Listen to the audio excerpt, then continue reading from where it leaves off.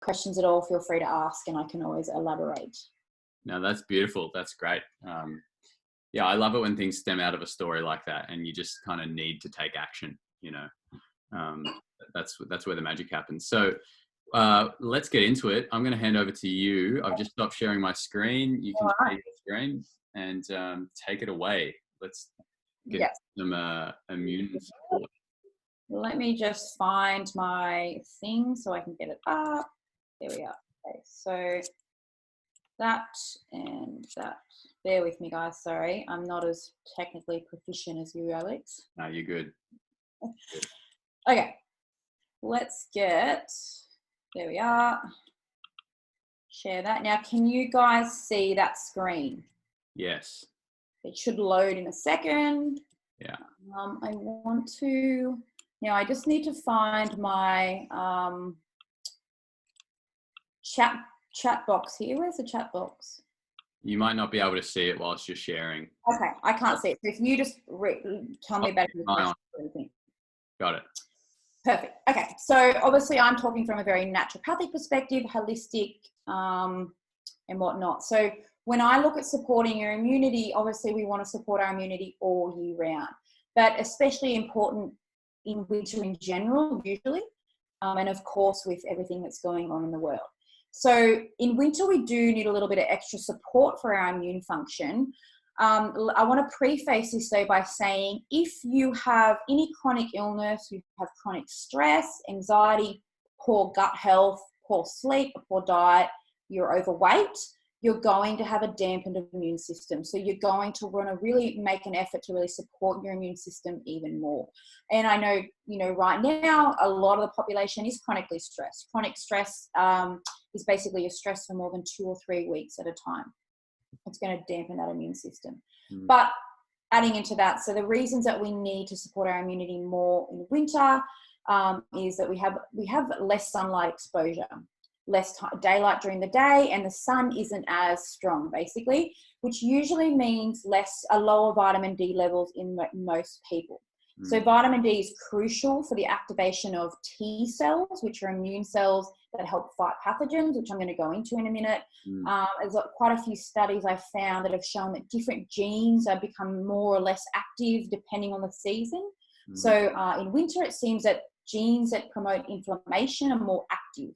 And increased inflammation in the body dampens our immune response as well. And also there is some evidence showing that flu viruses tend to thrive more in colder months as well. Yeah. So for the reasons, yeah. Just makes total sense. You know, I'm down here in Melbourne and you just think we're starting to get less sun. It's starting to be colder.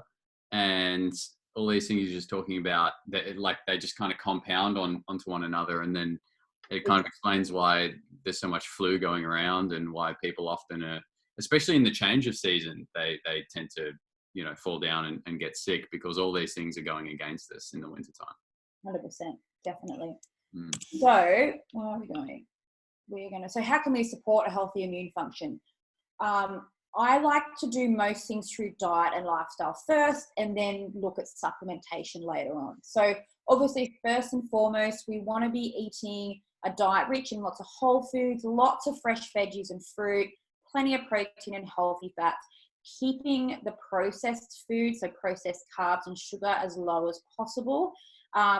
High processed foods and high sugar diets will disrupt our microbiome, so the gut bacteria, and they'll also feed and proliferate viruses as well. So especially if you're starting to feel run down, you really want to cut out that sugar and those high processed foods. But for our immune system to function properly, we need the building blocks of immunity, which are vitamins and minerals. So if you're eating a wide variety of fruit, veggies, and whole foods, you're going to be giving yourself that insurance policy of giving your body everything it needs to function as well as possible. So the first thing obviously is gut health. I know we all hear about gut health. It's all the rage at the moment, but there's a real reason to that. The research that's come out, even from when I first studied my degree, like the change in what we think about the gut is phenomenal. Yeah. The knowledge we have in the last 10 years, it's crazy. Right. So 70% of our immune system is in our gut. Yeah. Through our microbiome. So it's vital we support the health of it. And this means that we support the gut health in two ways. Not just our microbiome. I know we do hear a lot about the microbiome and gut bacteria and all those things, but also with the gut wall. So the gut wall, which I'm going to go on to in a minute, is a really important thing to support. But we can support the gut health with collagen-rich foods. I'm just noticing a little typo there, such as bone broth. If you're vegan or vegetarian, you can look at medicinal mushrooms like shiitake and reishi. They're going to have a similar effect on the gut as a bone broth will. And also supporting the health of the microbiome by feeding it. So I know we see probiotics all the time, which are bacteria that we're putting into our gut, but it's really important we feed what we've already got in our gut. And that's through prebiotics. My favorite prebiotics are green tea is a wonderful prebiotic. Onions, garlic, artichoke. So what happens is if you don't feed your microbiome, it'll starve to death, and the types of your bacteria you have will lessen, and the amount that you have will lessen as well. So that's really important. And then, yeah, sorry, go. I was just going to say, because we're really looking for like quite a diverse range of bacteria in the gut, right? And like we want to make that as diverse as possible. Yeah. So we have there is hundreds of different types of strains of bacteria in our gut. Every person is different. So depending on how you were born, if you were a C-section or a natural vaginal birth, if you were breastfed, if you had a lot of antibiotics as a kid, you are going to have a different type of microbiome. So the commensal bacteria, which is what we get when we first come into the world, basically. Everyone's is different. There's studies that actually show, this is a total sidebar, but I find it fascinating, that babies born through C-section have bacteria that's usually found on the skin in their guts. Because obviously they're being pulled out through the stomach and they're coming in contact. Wow, that's interesting. Yes, total sidebar. And so would you say then it's a bit of a two-pronged approach with gut health? It's not just the gut microbiome, but it's also supporting the lining of the gut, which I think you're going to talk about in a minute. Definitely, yes. So yeah, looking at the whole, again, the holistic view of the gut health, and I mean, gut health is such a complicated topic. I could spend 2 hours just talking about that. So I've kind of condensed it down into the basic stuff you need to know about supporting your gut wall, supporting your microbiome, and you're going to be good. So other foods, probiotic-rich foods such as sauerkraut, kefir, kombucha, Greek yogurt, they're all fabulous foods to add in for probiotics. Yeah. The probiotics will actually influence our immune function as well and turn it up, basically, which is nice. I always recommend 2 serves each of pre- and probiotic foods a day. So you can have 2 tablespoons of sauerkraut, one with lunch, one with dinner, and then a cup of green tea, and get plenty of onions and garlic in one meal. You're going to be okay. Yeah. And remind me the differences between pre and probiotic. So prebiotic is the food for the microbiome. So when you eat that, the prebiotics in those foods, so in onion or garlic or green tea, we don't break it down. It passes through into the gut, into all the different parts of the gut, and the little microbes in our gut will nibble on them and eat them and get fed. Whereas probiotics are actually types of bacteria that we're eating and consuming. I liken them to if you're renovating your house and you get some painters in to do a little bit of work for a bit. They come and do some work and then they leave. Got it. Yeah, the microbiome you already have, which is why you really want to support that with these healthy, delicious, prebiotic-rich foods. And I would think it's safe to say that in that case, probiotics are an essential business at the moment. So we better let the government know that if they're coming into the house, that's okay. They're allowed to do that. We don't want any social distancing from the probiotic. We want it to do its work. Come in and get the job done. Definitely. That's the worst coronavirus joke we're going to get tonight. I promise it's not going to get any worse. It was kind of a dad joke, wasn't it? It was. All right, so continue. Continue. Okay. So, and of course, getting plenty of vitamin D through through sunshine exposure or supplementation. Now, with sunshine exposure, we need to get our long bones, or our arms and our legs, out in the sun long enough till our skin turns pink. This is when we make a hormone that's circulated around the body into the liver and converted into vitamin D. Now, obviously, if you have a risk of skin cancer or you have very pale skin and you burn easily, that might not be possible. So that's when you would look at supplementation. From an anti-aging perspective, obviously, lots of sun exposure is going to age our skin. So you've got to get that balance.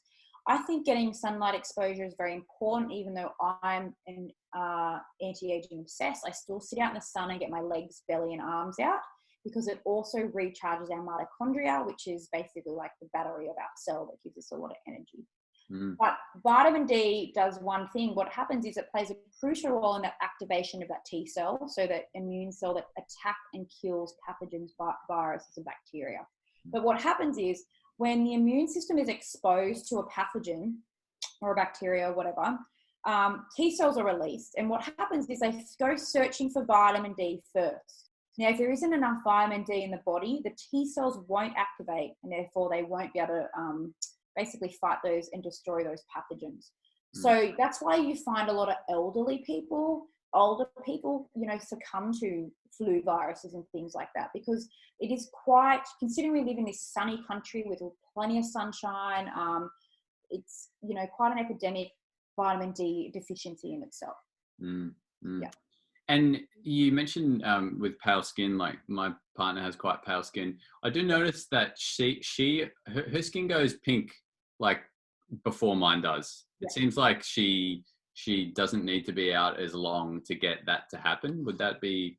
Exactly. So the lighter your skin is, the less sunlight you need to make the hormone. So there is that benefit of being pale skin. My husband's the same.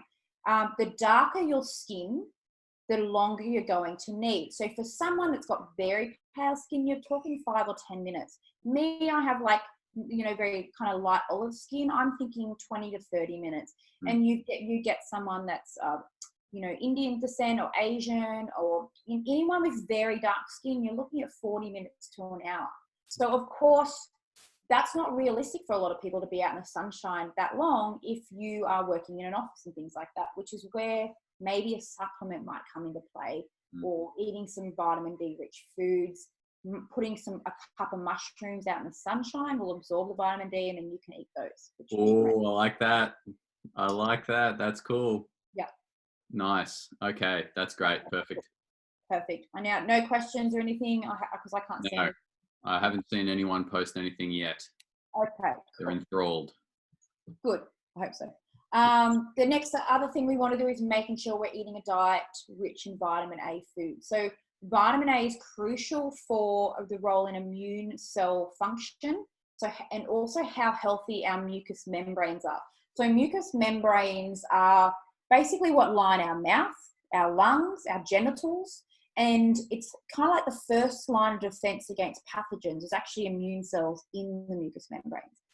So, if you breathe something in, or even through sex or whatever, the mucous membranes are going to help fight off any bacteria, viruses or pathogens there first. So if you have a vitamin A deficiency, the mucous membranes aren't going to be working very well, and so either are the immune cells either. So that's why we really want to make sure we get a diet rich in vitamin A, so we have really, really healthy mucous membranes, especially for the lungs. As far as, with this virus, this coronavirus, that's the issue, and that's what's killing people is the attacking of the lungs, the pneumonia in the lungs. So, making sure we have healthy lungs is ideal. Now, that being said, with vitamin A, I never recommend supplementing with it unless you do it through a nutritionist or a naturopath. It can be toxic in high doses. So I think it's just easier and it's safer to just get it through your diet. So organ meats and eggs will have actual vitamin A in them. Or you can eat lots of orange foods like carrot, sweet potato, pumpkin. These guys contain beta-carotene, which is an inactive form of vitamin A. So when you consume them, they will be converted into vitamin A in the body. So having a couple serves every day is fabulous. You have eggs for brekkie and some pumpkin and carrots for dinner, and you'll be fine. Yeah, beautiful. And just jumping back to the mucous membranes, does hydration also play a role in our ability to form mucus when we need to? Definitely, yes. Yeah. And there is a link with quite like coronaviruses, so not just this coronavirus, but in quite a few flu viruses, is they thrive in dry environments. So if you're very dry, you're dehydrated, then they're going to be able to basically get through into the body a lot easier. So plenty of hydration, plenty of fluids, and even like a diffuser or humidifier in the house to make sure there's enough moisture. I know in winter, if you have a fireplace or a heater going, it's going to dry out that moisture out of the air. So keeping it nice and moist. Yeah, absolutely. And getting out in that fresh air and like not sleeping with the air conditioning on or the heater on, which dries us out.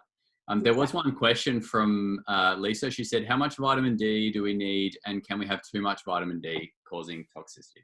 Okay, so ideally you want to get about 1,000 to 2,000 IUs of vitamin D daily from sunlight exposure and food.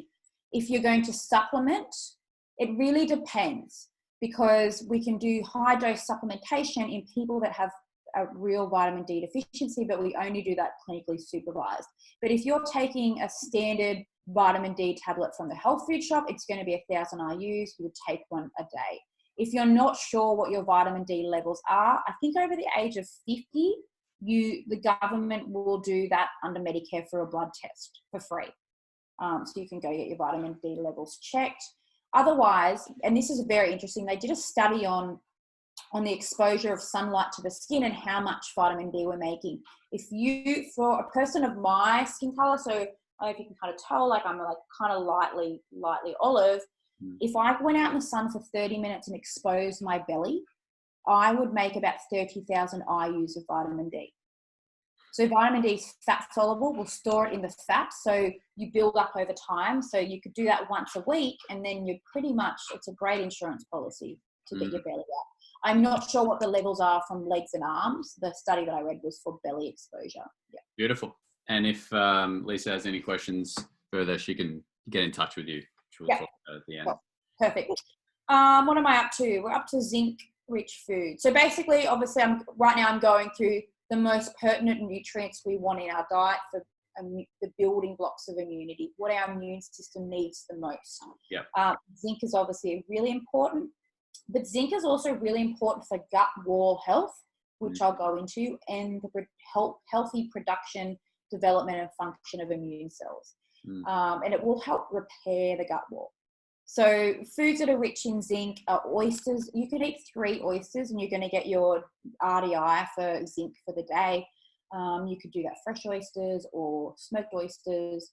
Obviously chicken, if you're vegan or vegetarian, lentils, nuts and seeds. The best vegetarian source of zinc are pepitas or pumpkin seeds. Super rich. So all my small amount of male clients, especially my aging male clients, we put them on a couple of tablespoons of pepitas every day to support the zinc levels. This is for the men out there. Every time a male has an ejaculation, they lose 3 to 4 milligrams of zinc. So, like, especially if you're trying to have a kid or something like that, or any fertility issues, you're going to want to make sure you're having extra zinc. There's all these dudes going and ordering 21 oysters a week, their weekly oyster shipment. Yeah. And, zinc's needed for testosterone production. So, zinc plays a whole bunch of roles in a whole bunch of things, but plenty of zinc-rich foods. Again, zinc is one. You could definitely supplement with it. But I think if you're eating a couple tablespoons of pepitas, hemp seeds are great, some oysters, and those kind of things, you're going to get enough that you need. Beautiful. And of course, like I said before, keeping your sugar intake low. So excessive consumption of sugar, which is more than 6 extra teaspoons of sugar a day on top of, don't mind my emails popping up, on top of what you get from your fruit, vegetables, and whole grains, which isn't much. A cappuccino has about 12 teaspoons of sugar. What? Yeah, cappuccino, because of all the milk in it, and milk has lactose, which is a type of sugar. Oh gosh. So, like when you're looking at where the sugar's coming from, it's, one big cappuccino is going to put you over that level of how much sugar you can have. But it will dampen your immune function by basically putting your white blood cells into a coma. Like they're drunk, they're asleep, and it will last for 3 to 4 hours. So if you're eating quite a bit of sugar throughout the day, your immune system is just asleep all day. Yeah. So that's why, like with my clients, we have an 80-20 rule. You're good 80% of the time, you're bad 20% of the time, you have one cheat day a week. That way, you're kind of giving yourself the best protection for your immune function, among other things. Beautiful. You're going to talk more about exercising, keeping active, but obviously it is very important. It's going to keep the stress hormones low, which we'll talk about in a bit, and also support lymphatic function. So the lymph are like tiny little, almost like miniature blood vessels throughout the body, and it acts like our sewer system. The lymph only move from muscle stimulation, so the muscles pumping and pushing the lymph through. And around. Yeah. That's right. So we need to make sure the lymph is moving to constantly clear out of the crap out of our body. Yeah. Put on. Good. And then also making sure you're getting enough deep sleep. Then I could go on for hours about sleep as well, but we need it for full body repair. If you don't get enough sleep, you're going to create too much cortisol, which dampens immune system as well. More inflammation that dampens immune system, and a whole bunch of other things. So definitely enough sleep. I have these. I just want to show you guys. These I recommend for everyone. The block blue light glasses. You can get them anywhere. Get them online. You've got the ones. I've got the not so serious for the nighttime ones. Yeah. So these you want orange. They're going to block out the blue light. That blue light stops melatonin production, which will stop you from falling asleep or having a good sleep. So if you're watching telly, if you have LED lights, you're on your own phone, iPad, that I would look at getting some of them. My sleep is like amazing, ridiculous, and it was already good, but now it's even better.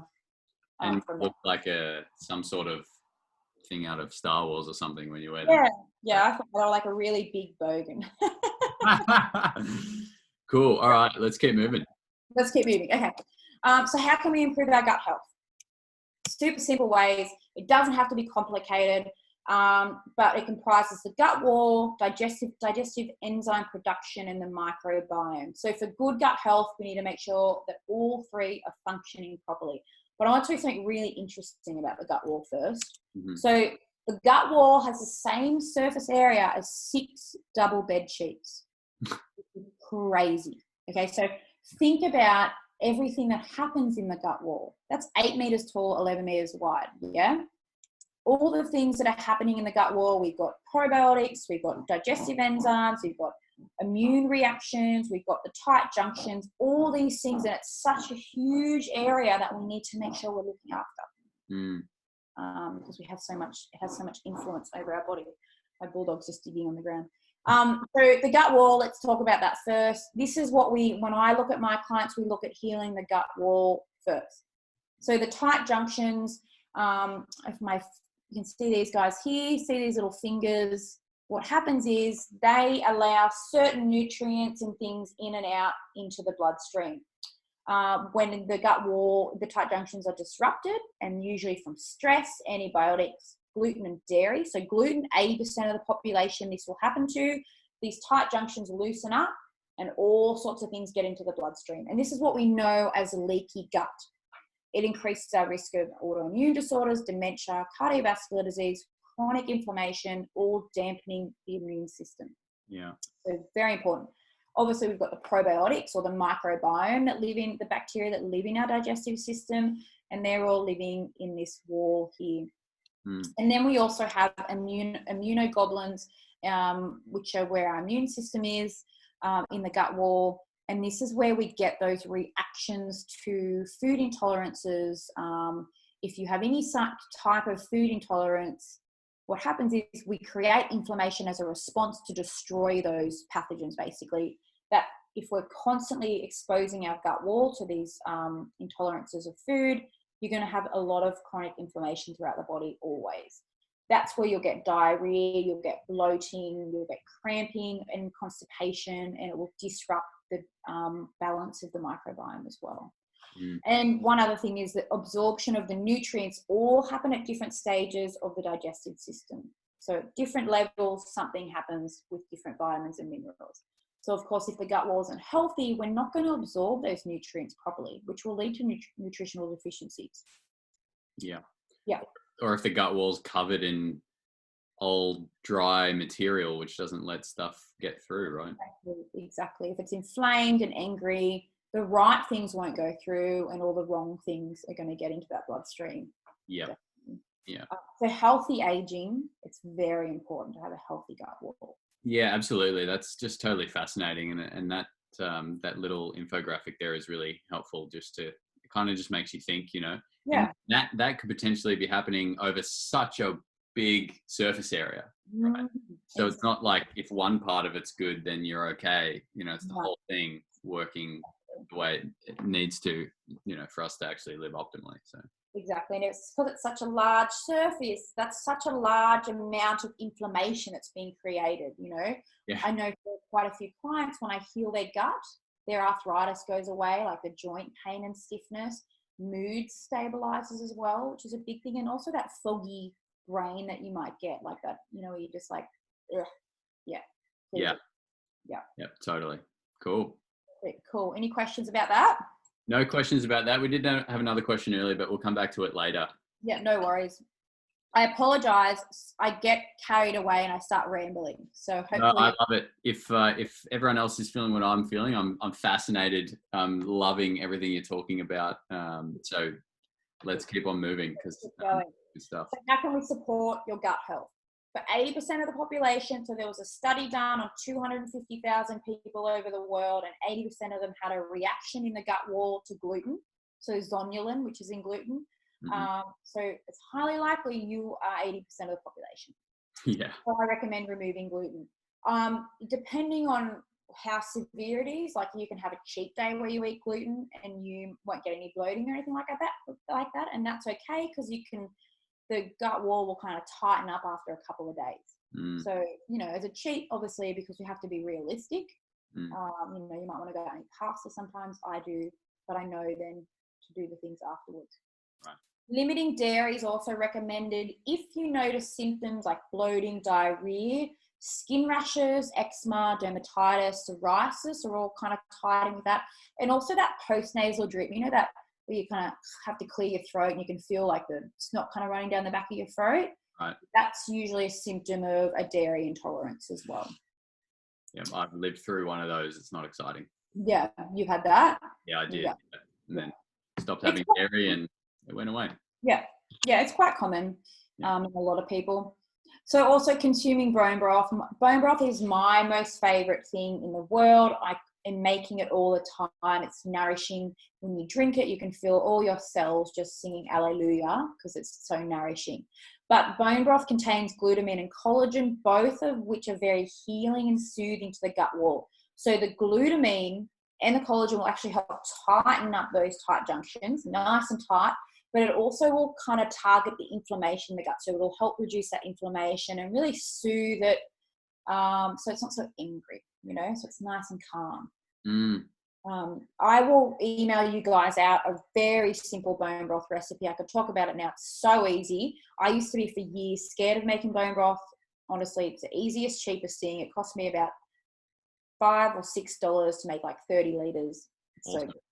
Yeah, we'll put that in the email around afterwards. A little recipe for that. That would be awesome. I'll do a chicken one and a beef one for you guys. Also, of course, make sure you're getting a diet rich in zinc foods, which is what I talked about before. So oysters, pepitas, chicken, eggs, those kind of things. Very important. The zinc will help, and I use this in my clinic, will help, again, tighten up those tight junctions. So you want to kind of come at it from a whole bunch of different angles of giving your body a whole bunch of different things to really, you know, supercharge its repair. Yeah. Feeding your microbiome, absolutely essential. I know lots of people might take a probiotic and they forget about making sure to give themselves prebiotic rich foods. Green tea, the globe artichoke, onions, leeks are good, asparagus, milk thistle, garlic are great as well. The more raw, the better, is also a good thing too. So you can, there's a thing called resistant starch, which is made from rice or potatoes that are cooked, then cooled. If you get some cooked, then cooled in the fridge overnight potatoes, add some Greek yogurt, some raw red onion and some raw garlic, and make like a potato salad, that is literally the most perfect probiotic food you could ever give your gut. Yum. And who doesn't love potato salad? So Actually, you just mentioned Greek yogurt. There was a question around in regards to dairy. Is Greek yogurt acceptable or vegan coconut yogurt better, less effect on gut wall?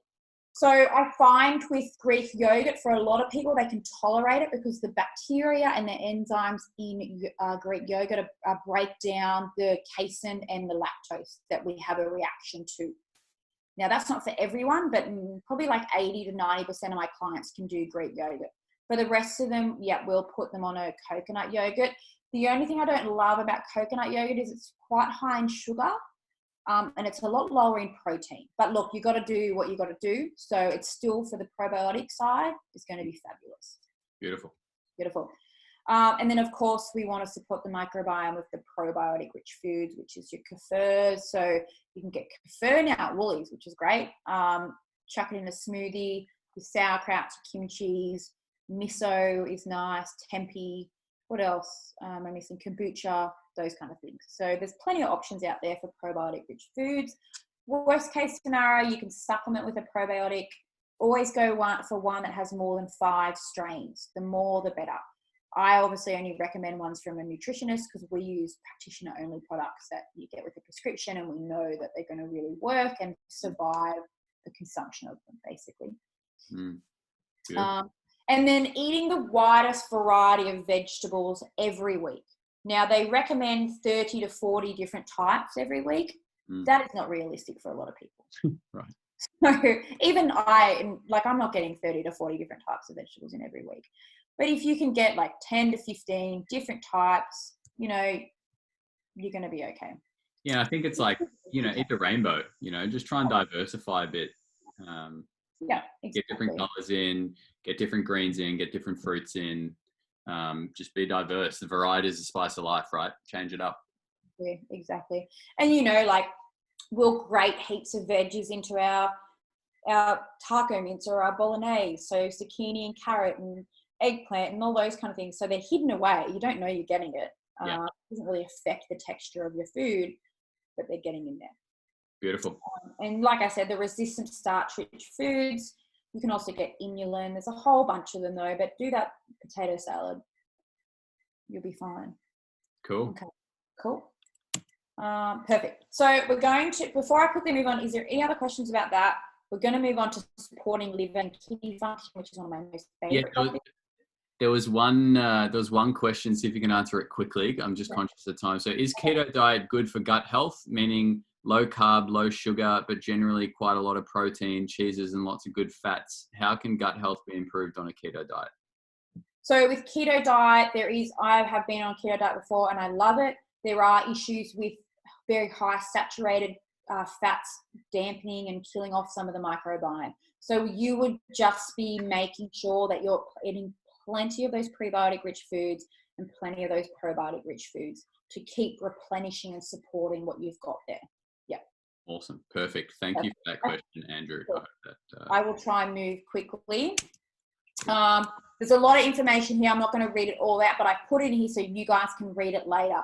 But the liver is one of the largest organs in the body and it has so many different functions. It converts nutrients, it stores substances and supplies cells with the substances. It removes toxic substances out of the body as well. There's 3 main phases of liver detoxification. So I know, you always see like detox teas and all these like fad things. And people are like, oh, you don't need help with liver detoxification. It should be able to do it itself. But what happens is when these 3 phases aren't working properly, toxins, hormones, and other nasty things will start recirculating around the body, causing more damage, oxidative stress, inflammation. This is where we get things like estrogen dominance or estrogen excess and those kind of symptoms as well, because the liver isn't working properly. So there's many things that impact liver functioning, and unless you live in the middle of nowhere on the top of a mountain with no external pollution, eating an organic diet with pure water, your liver is not going to be working as well as it should. Amen. Medications like paracetamol, pollution, chemicals that degas in our house, which we've talked about, stress, poor sleep, processed diet will all impact the phases of liver detoxification. Phase 1 is where chemicals are converted into more toxic substances to be then broken down in phase 2. And what happens is if phase 1 is overactive and phase 2 is underactive, you get these toxic things recirculating and causing more damage. So we always want to make sure phase 2 is working faster than phase 1. Paracetamol and alcohol will speed up phase 1 and shut down phase 2, basically. So never take paracetamol with a hangover. Yes. do Nurofen. You have to do something to Nurofen. Okay, and then you've got your kidney. Don't be hungover or drink water. Yeah. We got to be realistic though. Absolutely, yeah, of course. Kidneys remove your waste and extra fluid from the body, and they also move acid. So it also helps balance certain minerals in the body as well, and also helps with blood pressure and cardiovascular function. So similar things that affect healthy liver are going to affect kidneys. When we look at kidney and liver, I kind of tie them in together because they're both kind of doing similar things. But some of the herbs, so in naturopathy, we use a lot of liquid herbal medicine. It tastes disgusting, but they just work wonders, especially for liver and kidney health. These are my favorite herbs. You can get some of these in herbal teas as well. Dandelion, it supports both liver and kidney function, so it'll support the phases of liver detoxification, and it acts like a diuretic, so it helps the kidneys clear out fluid a lot quicker. Milk thistle is probably the #1 liver herb ever. It's a potent antioxidant. It'll help stimulate liver cell renewal, so you can actually help regrow your liver. The liver is the only organ in the body that they could cut in half, and if you have all the things, you can regrow it to a full size, which is pretty cool. It also helps produce glutathione, which is a mother antioxidant, the ultimate anti-aging longevity antioxidant. It helps support the health and function of kidneys and their cells. You got turmeric, which is obviously, very well known. It's anti-inflammatory, antioxidant, supports those phases of liver. Globe artichoke is a really good one. It's a prebiotic, and it is especially beneficial in helping break down the fat in fatty liver and helping to clear out high cholesterol. So if you have high cholesterol, it's all due to liver function. Sandra, yeah? Is that referencing artichoke, like the food? Yeah. So obviously in herbal medicine, I use a liquid tincture, which is much stronger. But if you're adding, making artichoke dip, it's going to really support your liver health. But Schisandra, which is a berry, it's fabulous. It's actually a really good adrenal herb as well. So great for stress. It activates that phase 2 liver. And rosemary, which is a wonderfully potent antioxidant, especially for brain, but it will activate the phase 2. So again, clearing out all that crap out of the body a lot quicker. Awesome. Yeah. And these things we can have in teas. Some of these we can obviously supplement into the food, grate some turmeric in there, or make an artichoke dip with some sun-dried tomatoes. So good. Exactly. Yep. And then you can get some herbal teas, and also then some supplements will have these herbs in them as well. Yeah. Yep. Beautiful. You have to be careful though, just to, as a disclaimer, if you're on any medications, you want to be careful with working on liver function, because if you're activating the phases of liver detoxification, they're going to clear out some of those medications a lot quicker, which means they might not work as well or work as how they're meant to work. So just to be careful.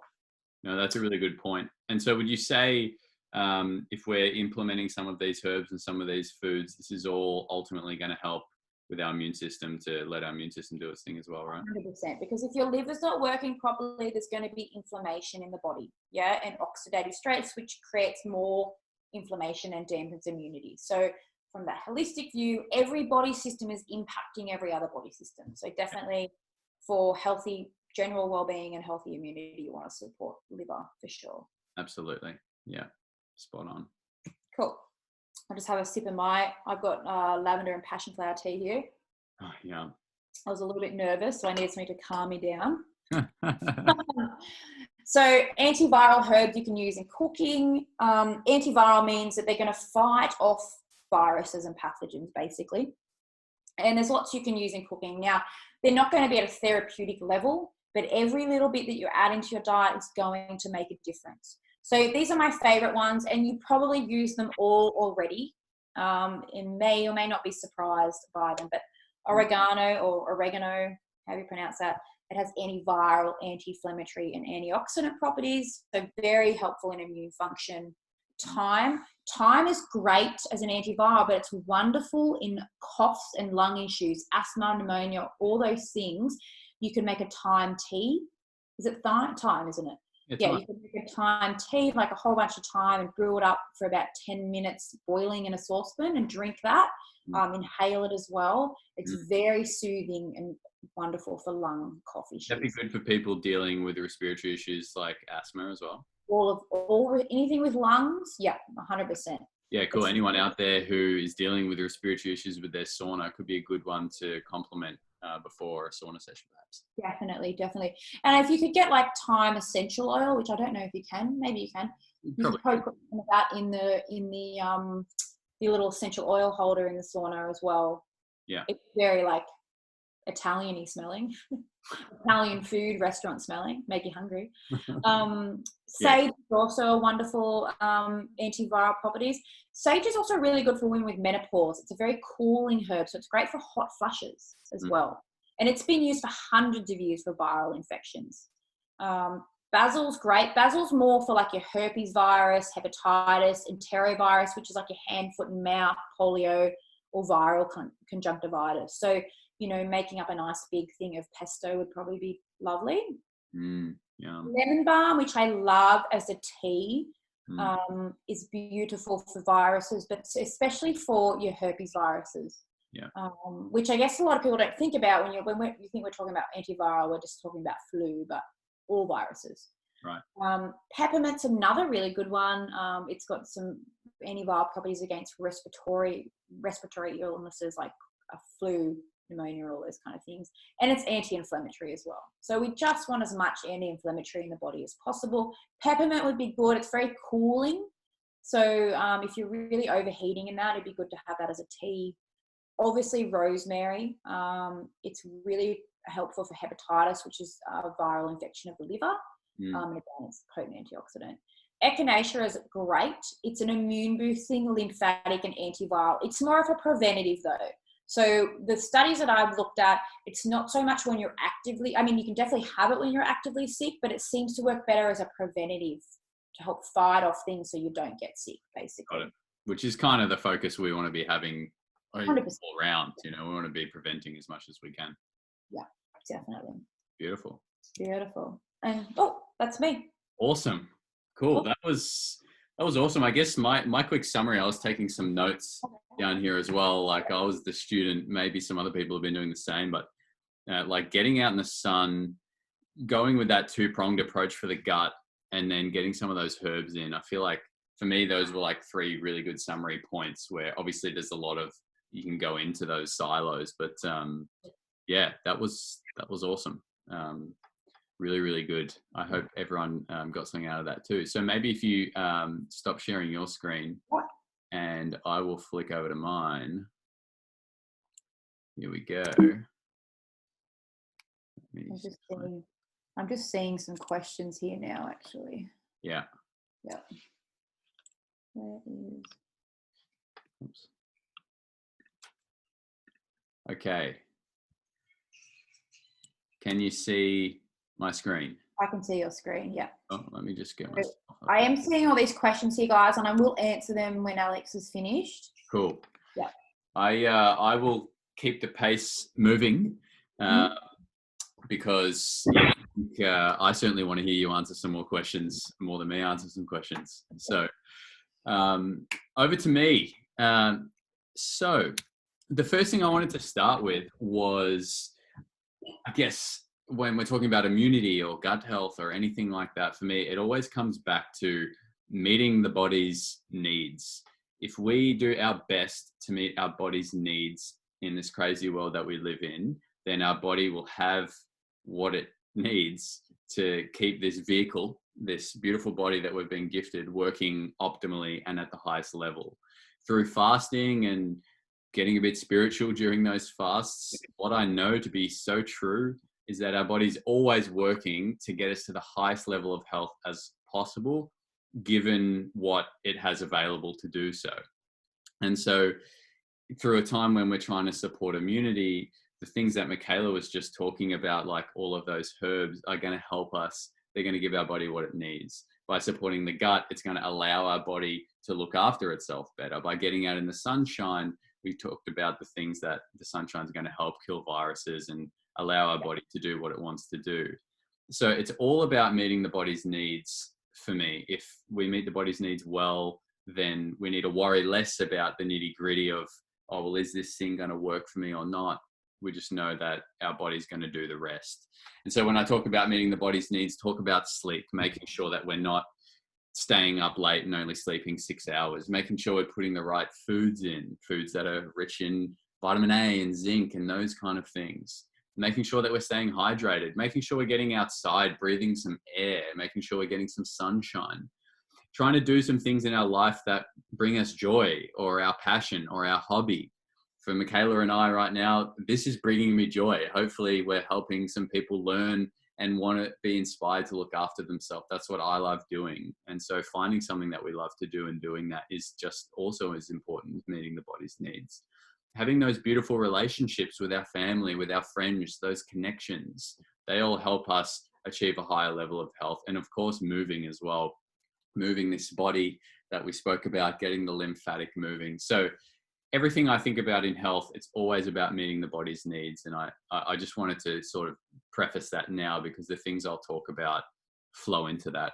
And maybe I could put a little caveat there, which also said sauna, because I think it's almost just as important a foundation there. So lots of people were talking, want to learn about sauna, especially with what's going on with the virus at the moment and immunity. So today I was writing down a couple of things and I thought, I'm just going to list out a whole bunch of stuff, because infrared sauna, there's so many amazing benefits to using sauna. And so I just banged a few out. Obviously, we're raising our core body temperature, which we'll get into in a minute as to why that's beneficial for killing viruses and optimizing our immune system. Reducing the toxic burden on the body through sweating. We're pulling those heavy metals and toxins out via sweat.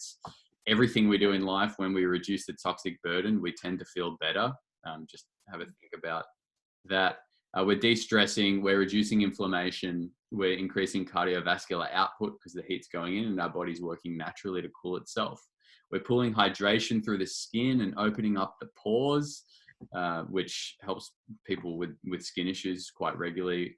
We're balancing the circadian rhythm. We're putting us into a state of parasympathetic.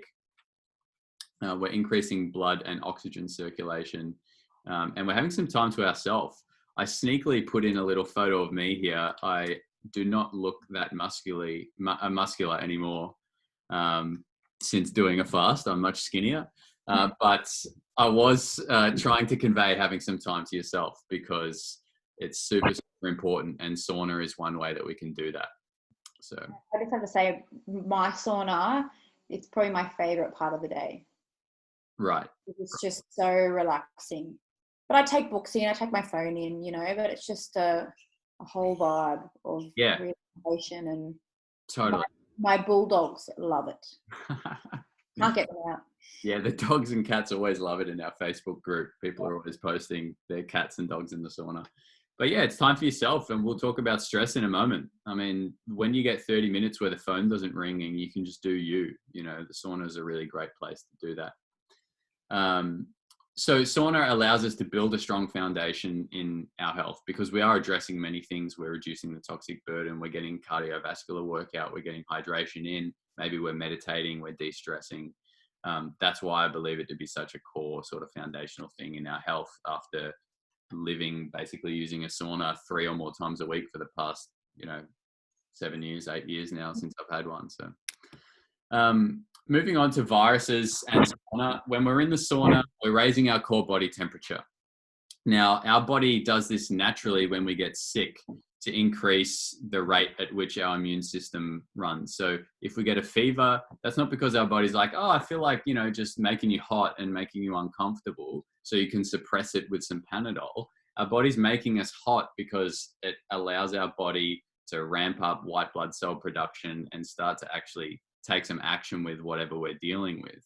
I took this little excerpt here from Dr. Michaela. I imagine most of people watching will know who Michaela is. he's a bit of a god when it comes to health and wellness. I don't know how the man puts out so much content, but he put this out about viruses, about COVID-19. I'll just read through it because it's very interesting. Story at a glance was a recent Chinese investigation suggested COVID-19 is highly sensitive to high temperatures. What a surprise, a virus doesn't live in a warm climate and spreads faster in cold climates. There's an average degrees there. Fever is a core mechanism by which our body fights viral infection. You can simulate a fever by raising your core body temperature in a sauna, steam bath, or by engaging in physical movement. I would suggest we could probably do all of those. A number of studies have investigated the antiviral effects of sauna bathing. For example, a clinical study involving 50 volunteers showed regular sauna bathers had half the rate of common cold compared with non-users. It goes on, sauna use kills bacteria, fungi, parasites, and viruses and boosts your immune function by increasing the white blood cells, lymphocyte, neutrophils, and basophil counts. By elevating your core body temperature, your body also releases heat shock proteins, which you and I have spoken a little bit about, Michaela, that help block the replication of influenza viruses.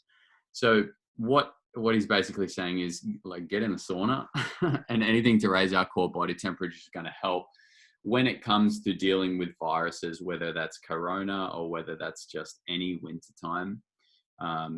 Bringing our body into those extreme climates helps. When it's to do with viruses, temperature is particularly good. There's also benefits around getting really cold as well.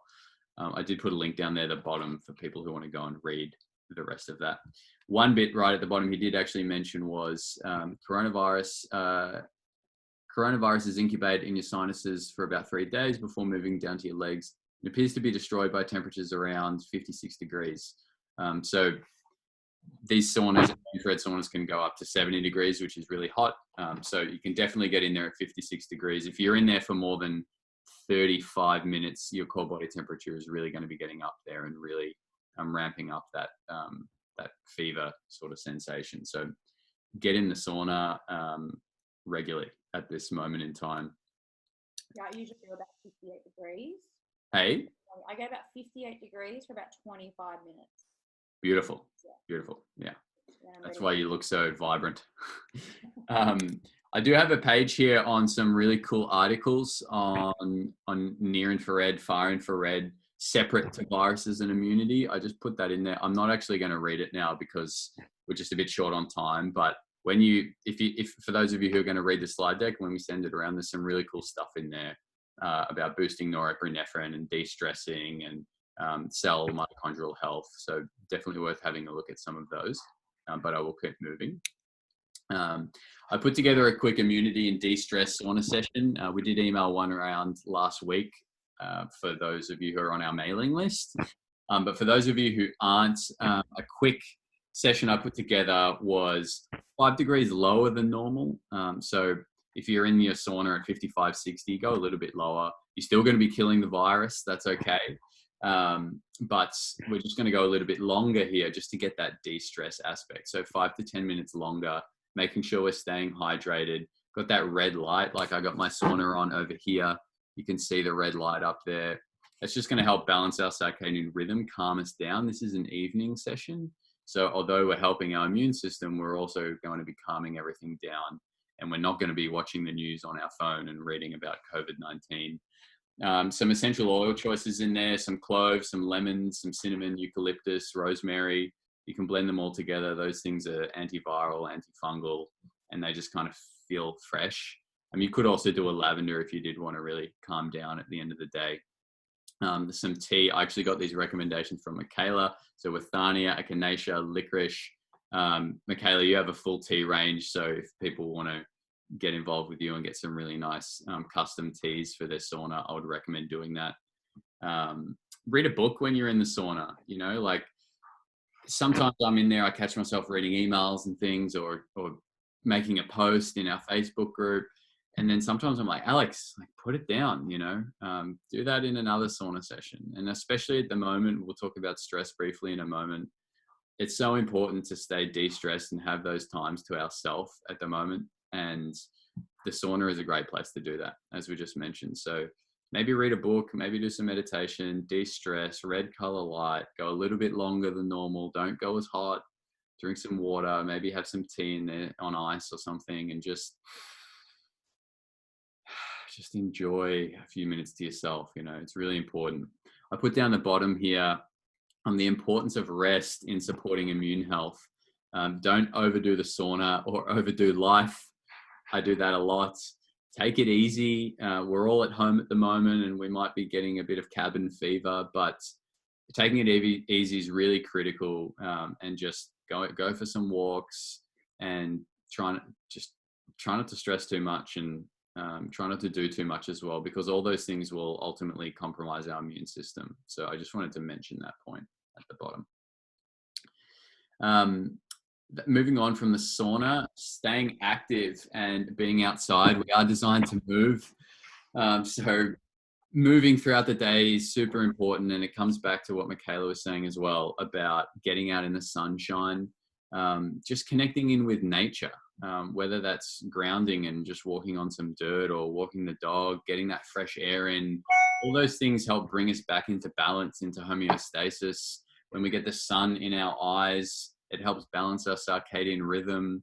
We're all at home at the moment. And today I was guilty of this. You know, I was at work and I was working on this and a few other things that were quite busy at the moment. And all of a sudden it'd been like 6 hours I hadn't left my office. And I was like, Alex, get outside, breathe some air, man. You know, and then when you do that, you start to feel normal again.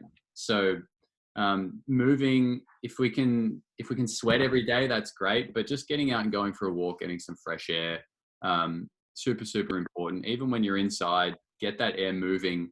Try not to have any stale air going around, and try and walk. I think I have it on another slide, but it might be the next slide actually. You know, if you can do some dips around the home or something, or do some lunges up the hallway every half an hour or something, just keep the body moving. It's going to help keep us at a high level of health. I had on here as well, find a good Facebook or Instagram channel that runs at-home bodyweight exercises. Ryan Heffington, these are just a couple examples. Ryan Heffington, he does like a dance thing every day. There's so many people doing like live videos.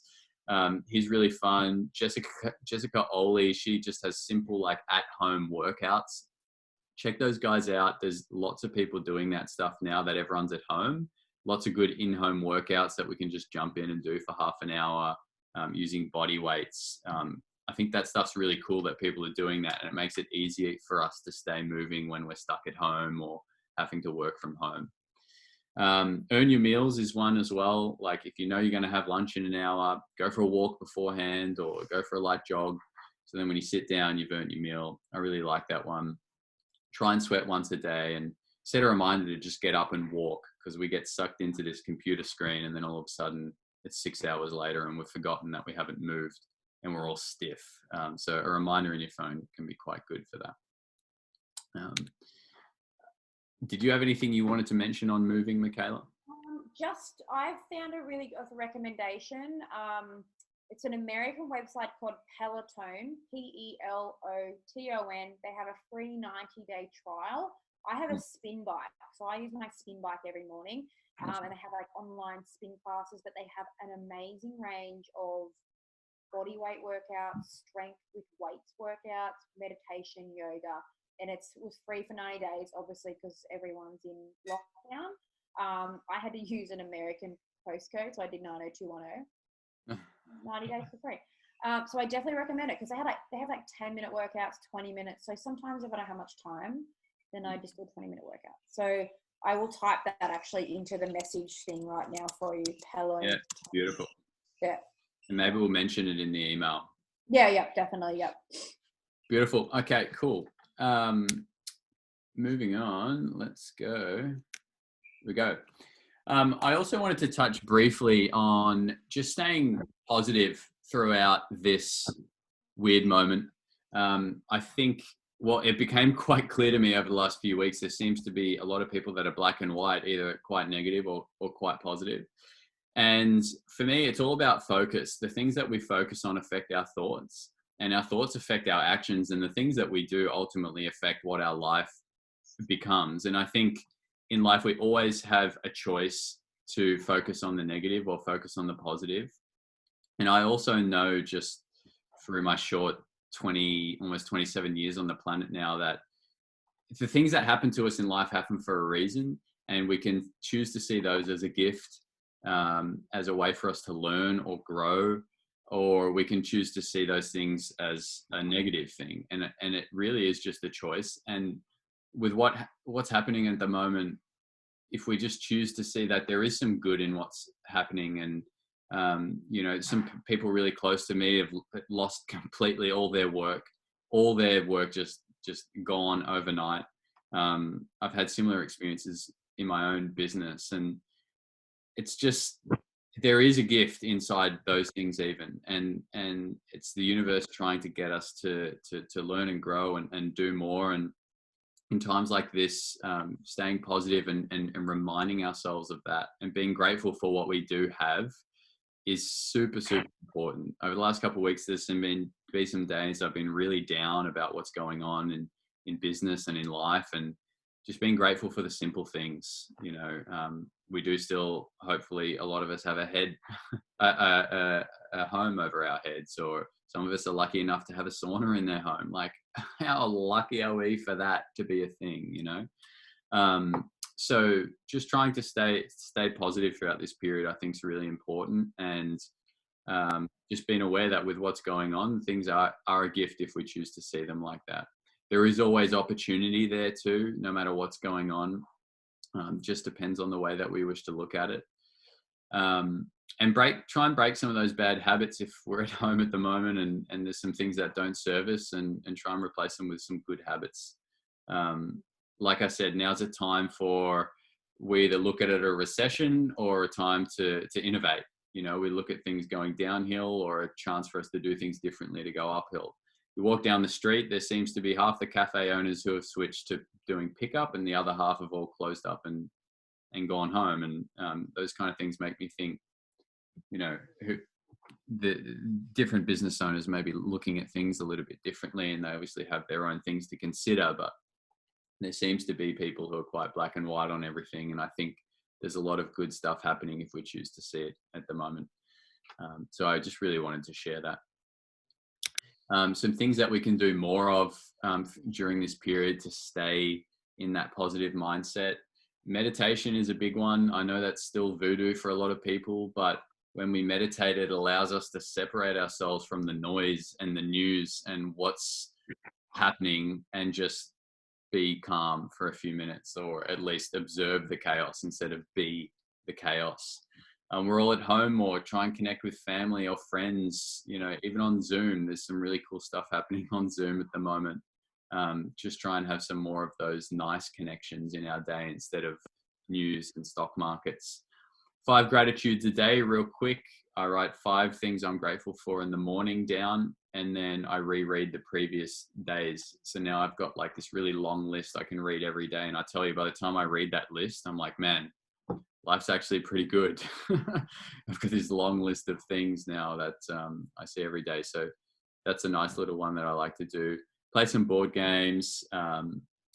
Use your house for body weights, doing dips and push-ups and lunges and things. Just staying positive, staying moving. Stay grounded, walk on the earth, connect with nature, breathe in some of that air. Those things just help keep us in a nice mindset. Things to do less of: turn the news off once we've heard ScoMo and the other guys tell us what we need to know. That should actually say, things to do less: consume media. That should say consume less media.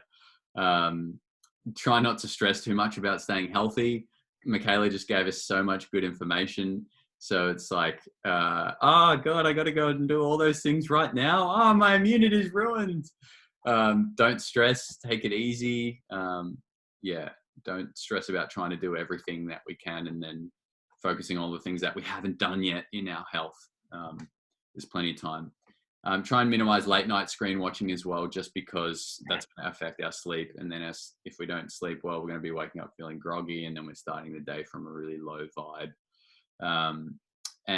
Don't worry about the things that we can't control, like people eating bats in China. Can't control that. Moving on, Michaela, you can talk a little bit about this as well. We've had a theme throughout the whole thing of simple ways to de-stress. So maybe you can just run through a couple of these. definitely. Preface or preface, whatever. Preface. Stress dampens our immunity. So when we are chronically stressed or when we are stressed for a long period of time, we produce cortisol, which is a hormone that will shut down the immune function, create inflammation. It'll make us store fat. It'll imbalance our hormones and our neurotransmitters. It'll make our tight junctions in our gut loosen up, and it will disrupt our microbiome. So it's attacking our immune system from so many different angles.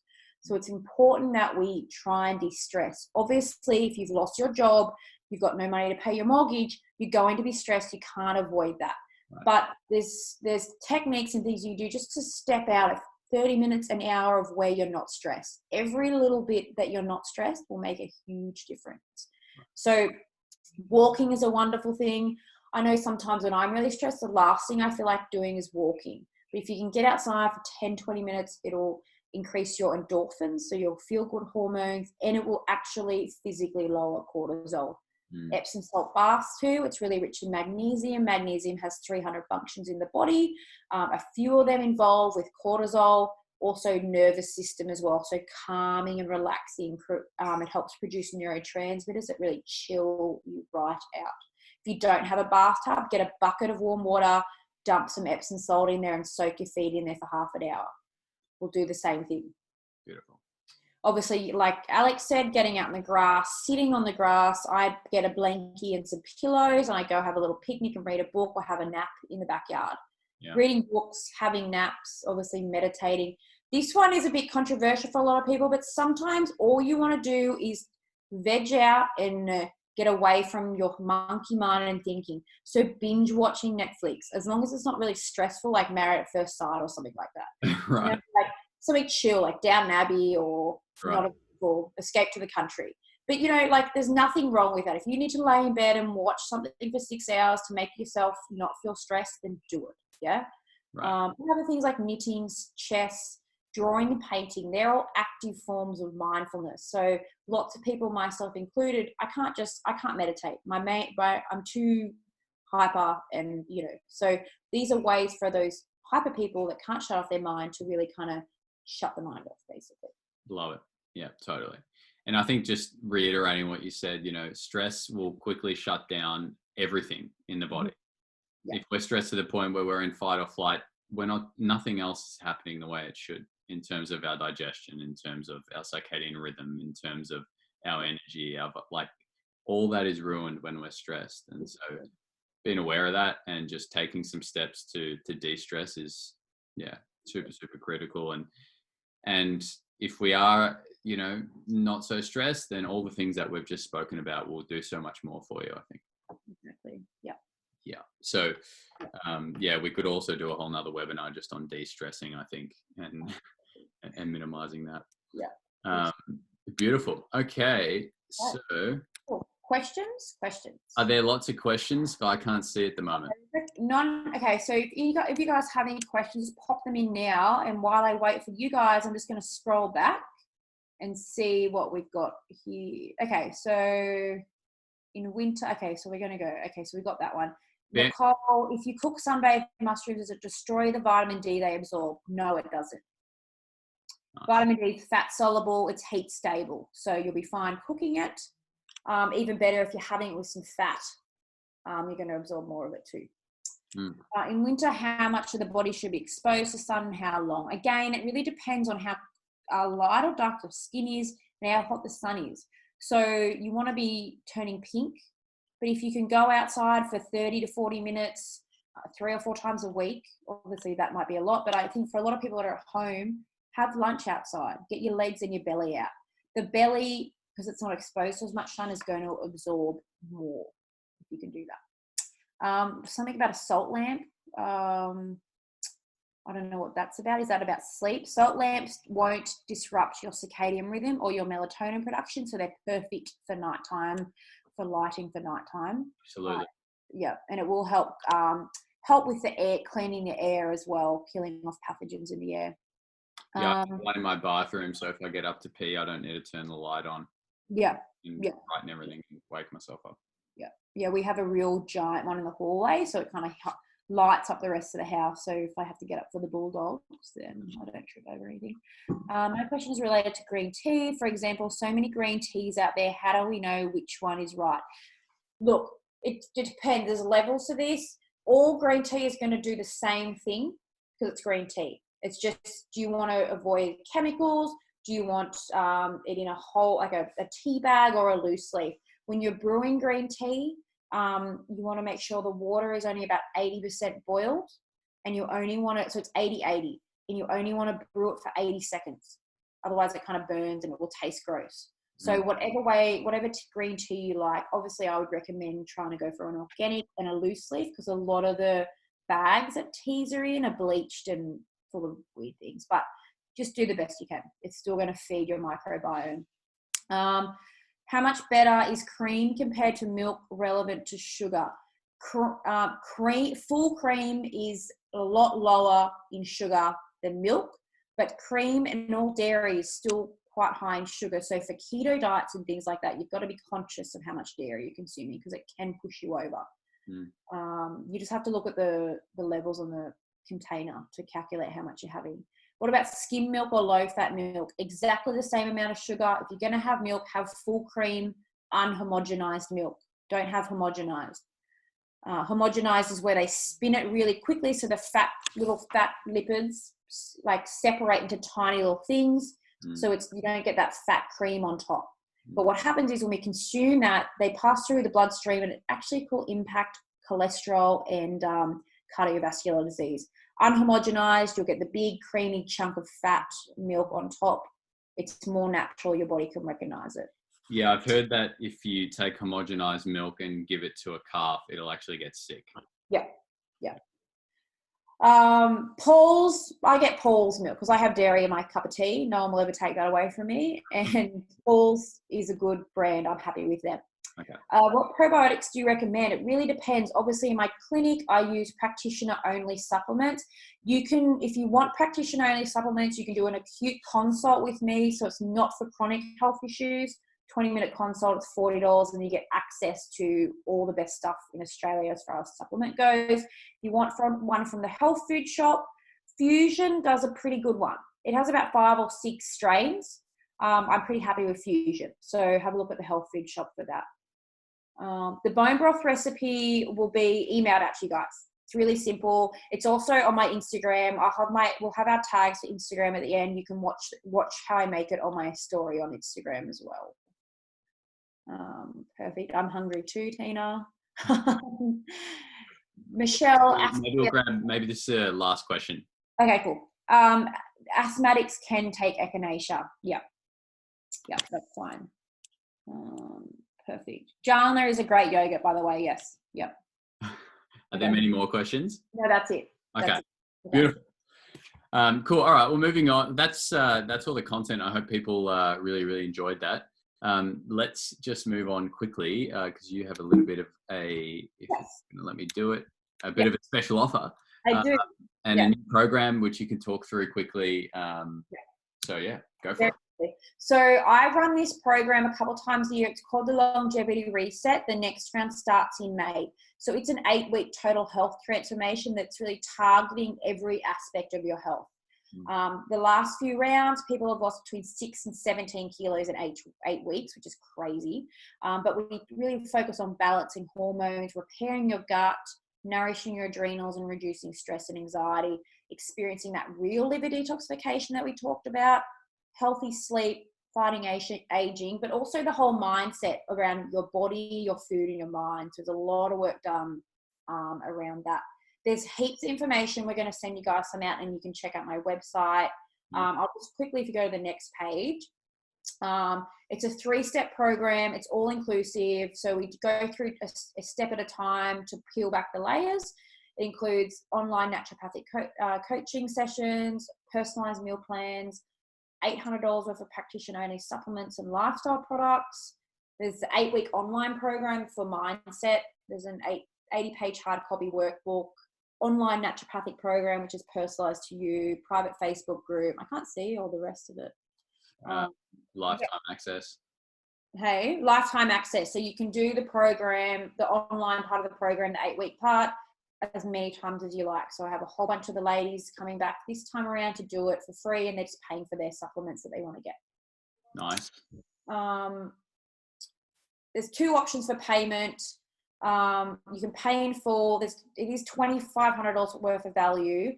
It's pay in full $1,299 and you save $100, or there's a payment plan for 3 payments for $467 per month for 3 months.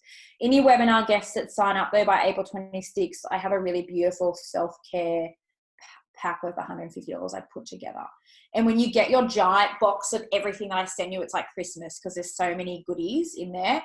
But yeah, it's really amazing. I'm very passionate. I've just found I've done so much of this work in clinic. I wanted to streamline it and be able to help as many people as possible. So you can email me there, go on my Instagram and check out my website if you have any questions at all, and we'll send you guys some information. Beautiful. And if I could add to that, I was lucky enough to come up and spend a day with you in Newcastle last year, and you made some tea brews and some horrible tasting liquid herbs, and I just got to sort of get in the head of yourself and as if we were working together, and man, like what you put together is amazing. So I think it's really good value too, to be honest. You probably could have charged more. So yeah, I can definitely recommend for anyone who's interested to work with Michaela further. It'll definitely be a good investment, 100%. So thank you for sharing that. Thank you. And I'll pass around some links via email in the next 24 hours for everyone if they want to work with Michaela or myself further. And yeah, for those looking into sauna, I'll put a little deal in an email which we'll send around tomorrow for anyone who's thinking, I think it's time to get a sauna in their home like the one I have back here. So keep your eyes. Yeah, I'm sorry, I'll interrupt you, but I got a sauna from Alex in November, and it's honestly been the best thing I've ever done for my health. And especially now, like I sit in my sauna in my basement or my garage, smug, like we're in lockdown, we can't go anywhere, and I've got my sauna. I feel very grateful. Right. Yeah. People posting in our Facebook group during the week like how lucky they felt to have a sauna. So good. Yeah, very lucky. Cool. Well, in summary, those are all the things that we covered. This video will be sent around along with the slide deck tomorrow. So keep your eyes peeled on your email. There'll be links to learn more about Michaela in there. There'll be links to learn more about sauna in there. Everything will be in that email. It'll be a really good email. So keep your eyes on that. To follow us or learn more, you can follow Michaela at the Longevity Remedy, or go to www.thelongevityremedy.com, or you can email Michaela at info@thelongevityremedy.com. If you guys have any questions, just because David's just asked, can answers to the questions be sent out as well? Just email me if you have any questions in regards to this. If you read back through the slides and you have any, just flick me an email and I can answer them. Yeah, beautiful. I see a few questions coming up in the chat. I'm not sure if you've got them all. Yes, I think you have. Yeah, cool. All right, you're on it. Beautiful. Thanks, Mary. Thanks, Tina. Yeah. Hey, so with that, thank you, Melody. Hold on. Has someone asked one more question? I'll check quickly. Q&A. Here we go. There's a Q&A thing here. Okay, what's this? Maybe we'll answer those offline. Okay, I'll answer those offline. Yeah, we can do that, I think. So many things. I know. Cool. Okay, so lastly then, that's it. Thank you everyone for tuning in. I hope it's been helpful. Michaela, it's been awesome having you on the webinar. So grateful for you coming on and sharing your knowledge. It's a wealth of knowledge, and hopefully I can get some more out of you sometime soon. So it's been a pleasure having you on. Perfect. Awesome. Well, thank you everyone for coming. We really appreciate you taking the time out of your evening to watch us blabber on. Yeah, absolutely. Keep an eye on your emails, everyone, and any feedback is welcome. You can email myself or Michaela. We'd love to know if you'd want to see us do another one on something else, maybe on specifically on the gut or on sleep or whatever. We're both really passionate about helping spread the message about looking after ourselves, I think. So, yeah, that's all from me. You good, Michaela? Great. I'm great. Awesome. Thank you so much, everyone. Stay well. Happy saunaing, and we'll see you soon. Ciao. Bye.